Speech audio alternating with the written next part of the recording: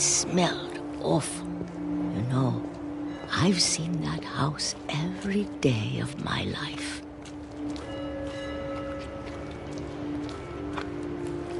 But I never thought I'd go back to it. When the fog rolled in, I lost my way.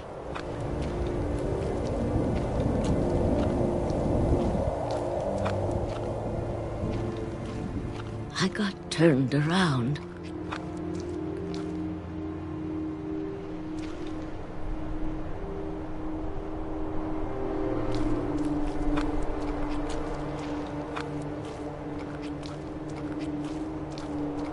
I started seeing things.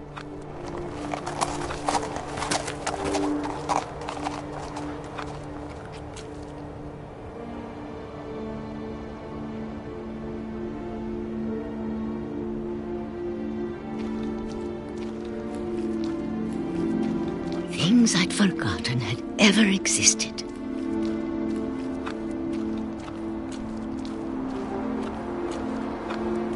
But when I saw them, they felt like old friends. That night, a lot of things came back to me. Or maybe I came back to them.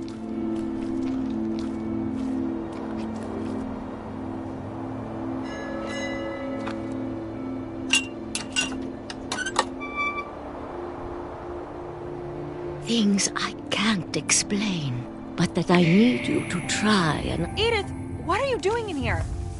It's mine. Edith! Mom, you're gonna rip it! Let go! I kicked and screamed, but Mom dragged me to the car.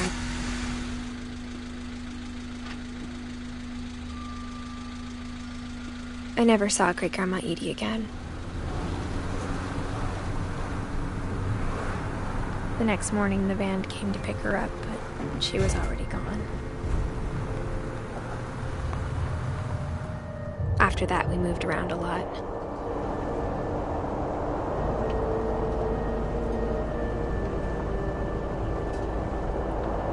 We both tried to make the best of it.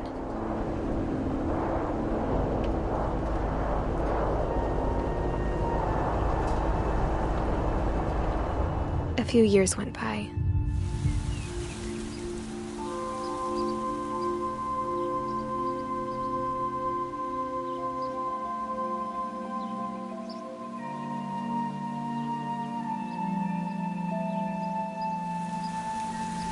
My mom didn't like to talk about it, but she started getting sick a lot.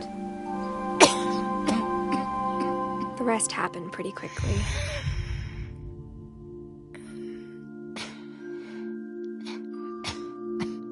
She got better for a while, and then she didn't.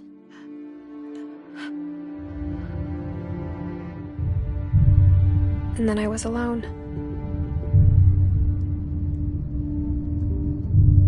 The last Finch left alive.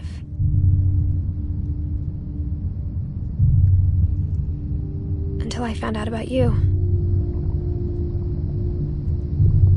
I'm still not sure what to tell you about all this.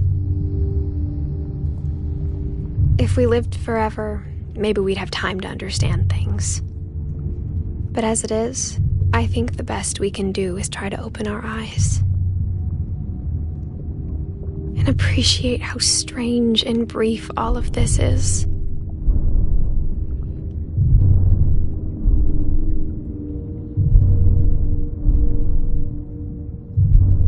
This journal was supposed to be for you.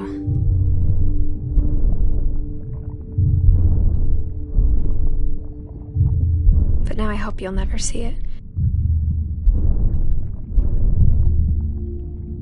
I just want to meet you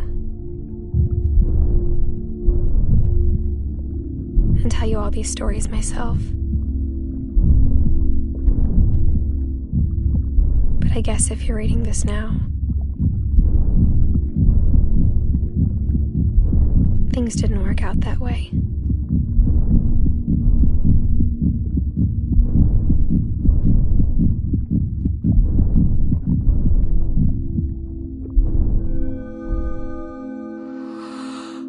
This is where your story begins.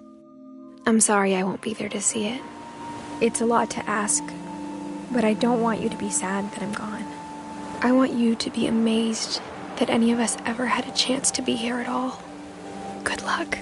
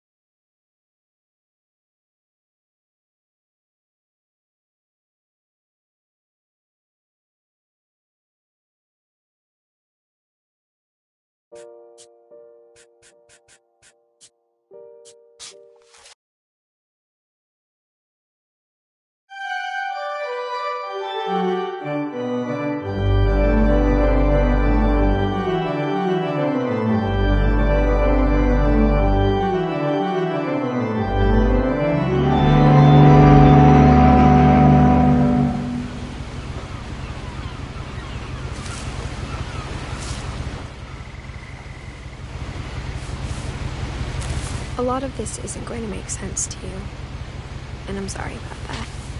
I'm just going to start at the beginning, with the house.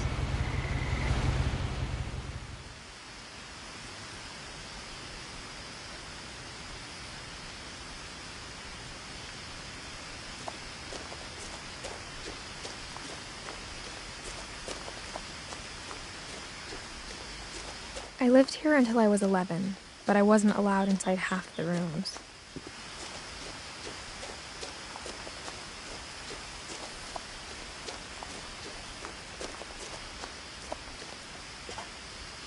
Inside the mailbox were bills from 7 years ago, marked urgent, open immediately.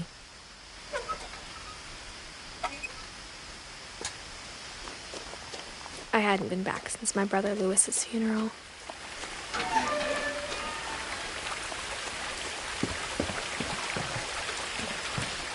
In her will, my mother left me a key, but didn't tell me what it unlocked. Maybe she thought I'd know, or she thought that the mystery would be enough to bring me back.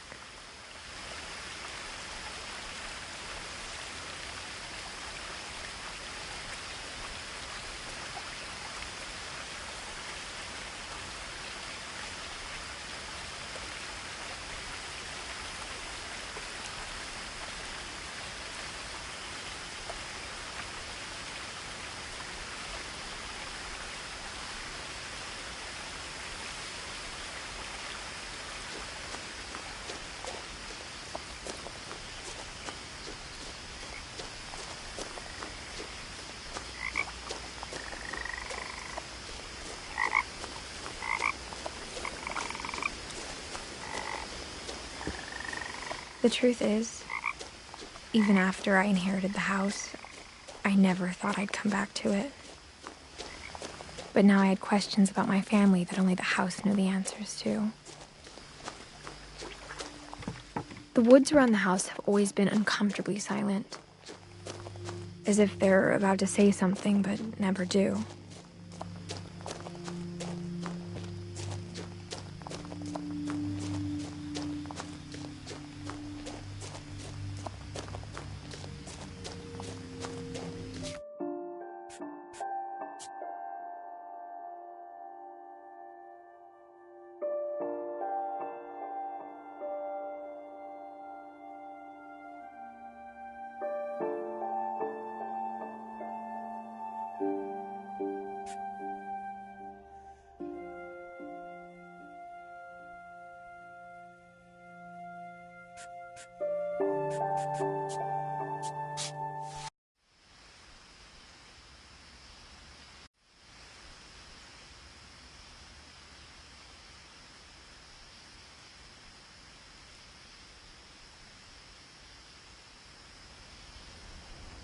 Growing up, I always thought of Barbara as a child star.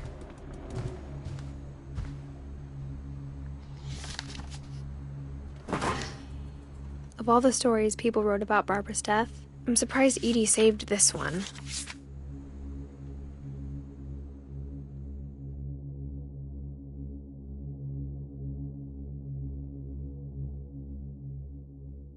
Old Jack here with another ghastly tale inspired by America's most unfortunate family.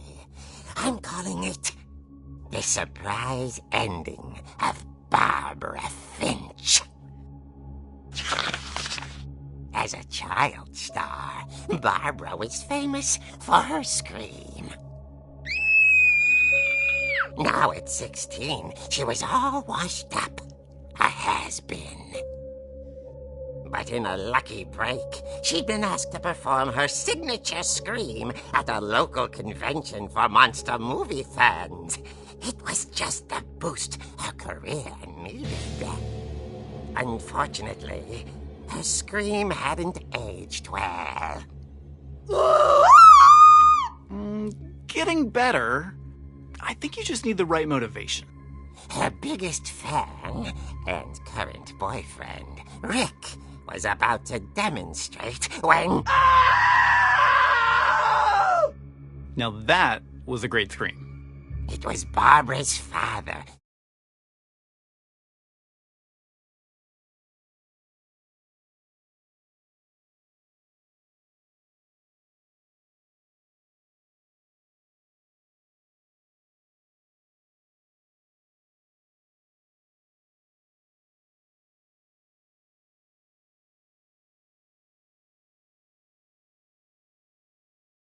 Masks have been terrorizing Orcas Island tonight. Police are urging residents to... That came from the basement. You're right! Also, I loved your delivery on that. Why is your basement door locked? Because my dad likes making puzzles and secret passages. There's a key hidden in the music box. The secret is to keep winding and winding until finally... Rick hadn't returned. So Barbara went to look for him, right on cue. She reached for the music box. And as she wound the key, she listened for Rick, but the house was silent.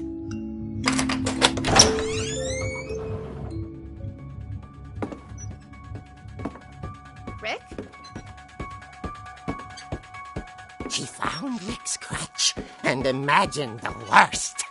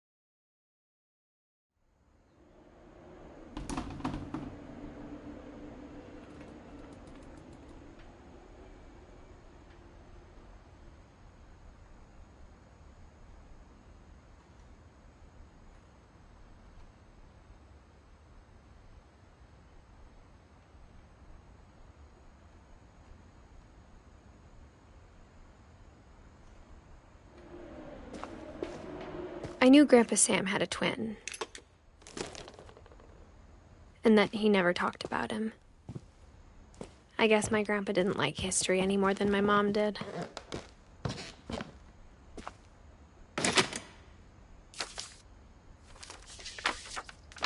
How I Want to Remember My Brother by Sam Finch.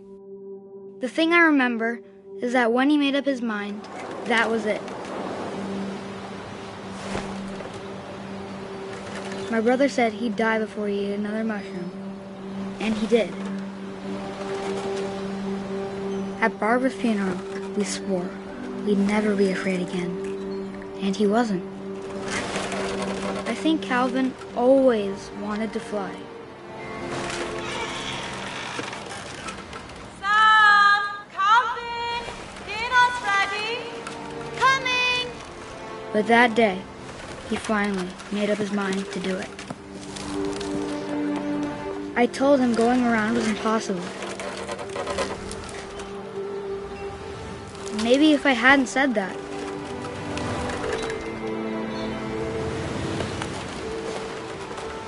Calvin! I'm not gonna tell you again! maybe if the wind hadn't picked up, then maybe he'd still be here. But I doubt it. I think he'd already made up his mind. That's what I want to remember about my brother.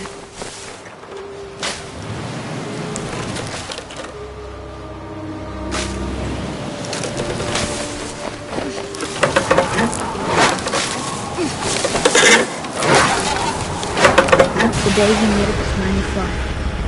And he did.